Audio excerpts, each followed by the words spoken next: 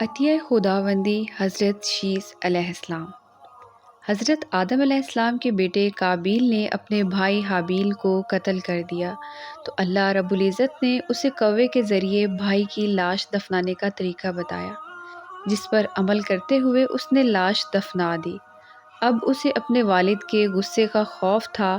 اس موقع پر شیطان نے قابیل کو گھر سے بھاگ جانے کی ترغیب دی، کیونکہ اسے یہ خوف لاحق تھا کہ اگر قابیل حضرت آدم علیہ السلام کے پاس رہا تو کہیں توبہ استغفار کے بعد دوبارہ راہ حق پر نہ آ جائے۔ اس لیے اس نے قابیل سے کہا، اب تجھے تیرے والد زندہ نہیں چھوڑیں گے، تجھے قتل کر ڈالیں گے، تو یہاں سے بھاگ جا۔ قابیل کو تو پہلے ہی اس بات کا خوف تھا، لہٰذا وہ یمن فرار ہو گیا، جہاں اس نے رہائش اختیار کی۔ بعد ازاں اس نے وہاں شادیاں بھی کی، جن سے اولاد کثیر پیدا ہوئی۔ قابیل نے اپنے والد کے دین حق سے بغاوت کر کے پہلے آتش پرستی شروع کی، پھر شیطان نے اسے پتھر کے بت بنانے کا طریقہ سکھایا۔ یوں قابیل اور اس کی اولاد نے ایک اللہ کو چھوڑ کر بت پرستی شروع کر دی۔ دنیا میں قتل و غارت، حسد، فساد اور بت پرستی کی بنیاد قابیل نے ہی رکھی۔ حضرت عبداللہ بن مسعود رضی اللہ عنہ سے روایت ہے کہ نبی کریم صلی اللہ علیہ وسلم نے فرمایا، دنیا میں جب بھی کوئی ظلم سے قتل ہوتا ہے تو اس کا ایک گناہ حضرت آدم علیہ السلام کے بیٹے قابیل کی گردن پر ضرور ہوتا ہے، اس لیے کہ یہ وہ شخص ہے جس نے ظالمانہ قتل کی ابتدا کی اور یہ ناپاک طریقہ جاری کیا۔ حضرت شیس علیہ السلام کی ولادت۔ حضرت آدم علیہ السلام کو جب بیٹے کے قتل کی خبر ملی تو وہ بہت غمگین ہوئے، کیونکہ حابیل نہایت سعادت مند، فرما بردار اور نیک نوجوان تھے۔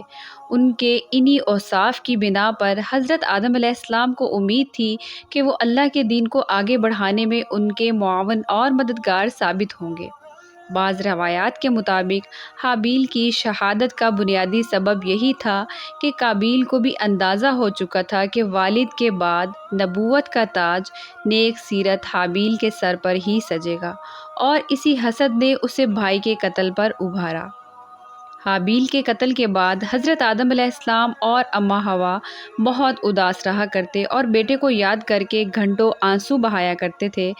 حضرت آدم علیہ السلام اللہ رب العزت سے دعا فرمایا کرتے تھے کہ اے اللہ، مجھے ایسی اولاد عطا فرما جو تیرے دین کو دنیا میں پھیلانے میں میری مددگار ثابت ہو، اور میرے بعد بھی تیرے پیغام کو دنیا میں عام کرے اور میرا صحیح جانشین ہو۔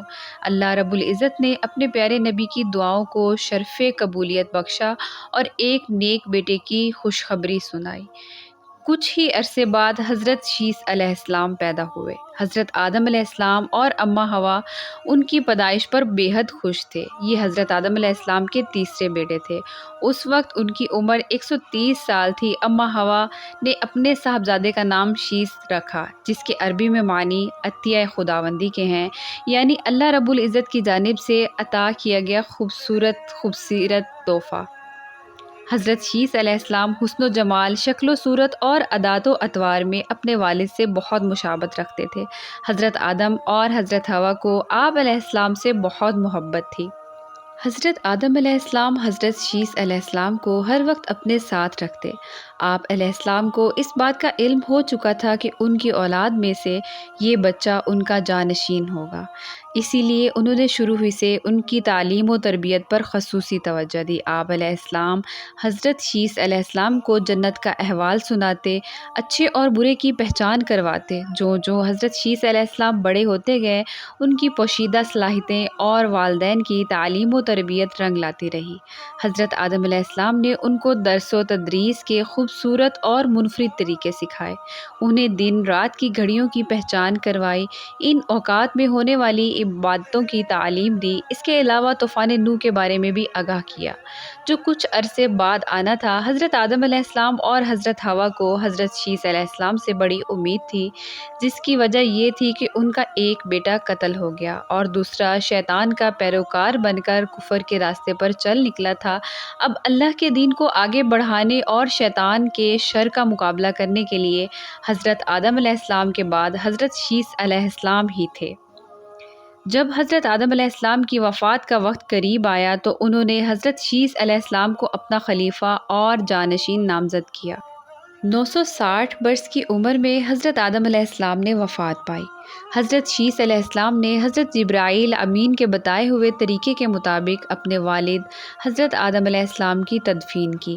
اللہ رب العزت نے حضرت شیث علیہ السلام کو نبوت کے عظیم منصب پر فائز کیا اور اولاد کثیر سے نوازا۔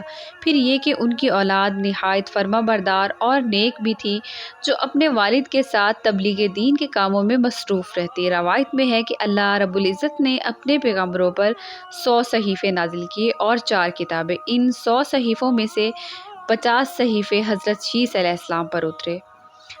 قرآن کریم میں جن 25 انبیاء کرام علیہ السلام کے اسما گرامی مذکور ہیں، ان میں حضرت شیث علیہ السلام کا نام شامل نہیں، البتہ احادیث مبارکہ میں ان کے نبی ہونے کا صراحت کے ساتھ ذکر ہے۔ حضرت شیث علیہ السلام نے اپنی پوری زندگی والد کی دی ہوئی تربیت کے تحت اللہ رب العزت کے دین کی سربلندی میں صرف کی۔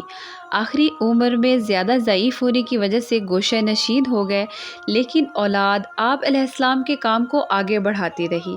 حضرت شیث علیہ السلام اپنے بھائی قابیل کی اولاد کے کفر و شرک میں مبتلا ہونے اور شیطان کا اعلی کار بنے رہنے کی وجہ سے بڑے فکر مند رہتے تھے اور انہیں راہ راست پر لانے کی کوششوں میں لگے رہتے تھے، جنہوں نے اپنے باپ قابیل کی شکل کے بت بنا کر اس کی پوجا شروع کر دی تھی۔ روایت میں ہے کہ دنیا میں موجود تمام انسان یعنی بنی آدم علیہ السلام حضرت شیث علیہ السلام کی اولاد ہی ہیں، کیونکہ حابیل تو محض 20 برس کی عمر میں اپنے بھائی قابیل کے ہاتھوں شہید کر دیے گئے تھے اور انہوں نے کوئی وارث بھی نہیں چھوڑا تھا، جبکہ دوسرے بیٹے قابیل کی اولاد شیطان کی پیروکار اور اللہ کی نافرمان اور کفر پر گامزن تھی، جسے طوفان نوح میں غرق کر دیا گیا تھا۔ مسلمانوں کی طرح یہودی اور عیسائی بھی حضرت شیث علیہ السلام کو حضرت آدم اور حضرت حوا کا تیسرا بیٹا، نبی اور ان کا جانشین تسلیم کرتے ہیں، جبکہ وہ بھی اس بات کے قائل ہیں کہ موجودہ تمام انسان حضرت شیث علیہ السلام کی اولاد ہیں۔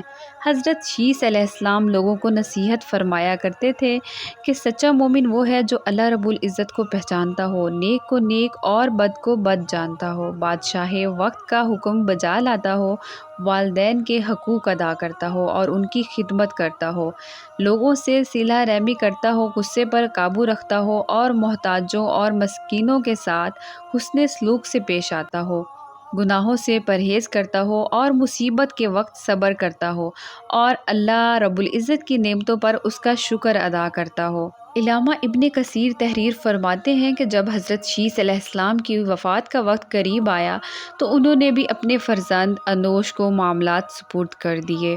حضرت شیث علیہ السلام کی وفات 912 برس کی عمر میں اور ان سے منسوب مزارات 3 مختلف مقامات غزہ، عراق کے شہر موصل اور ایودھیا یعنی بھارت میں ہیں۔